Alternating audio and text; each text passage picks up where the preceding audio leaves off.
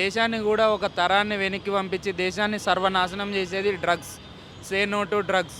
ఈ డ్రగ్స్ వాడడం వల్ల చాలామంది ఏమనుకుంటారంటే ఒక డోపమైన్ రిలీజ్ అయిపోయి మత్తు పదార్థాలకి వాడి యూజ్ చేసేసి మనం మంచిగా ఫీల్ అయిపోయి ఏదో చేస్తున్నాం అనుకుంటారు. కానీ దీనివల్ల యూత్ అంతా నాశనం అయిపోతుంది. ఇప్పుడు యూత్ అనేది నాశనం అయిపోయిందంటే, యూత్ అనేది ఖరాబ్ అయిందంటే ఒక దేశం వెనక్కిపోతుంది.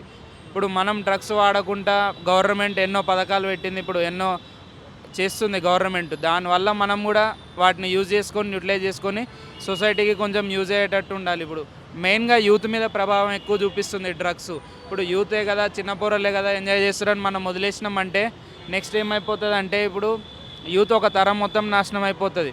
డ్రగ్స్ వాడకుండా మనం ఇప్పుడు బాగా అవేర్నెస్ ప్రోగ్రామ్స్ పెట్టామనుకో, యూత్ అంతా అవేర్ అయిపోయి నెక్స్ట్ వచ్చే జనరేషన్కి స్కూల్స్లో వాళ్ళకి బాగా అవేర్నెస్ చేపించి, వాళ్ళకి బాగా డ్రగ్స్ వల్ల లాసెస్ ఏంటి, యూజ్ ఏమి ఉండదు, లాసెస్ ఏందని చెప్పినాం అనుకో వాళ్ళు యూజ్ చేయరు.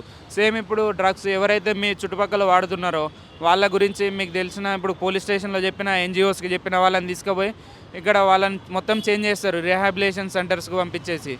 సో డ్రగ్స్ అనేది వాడకండి. Say no to drugs.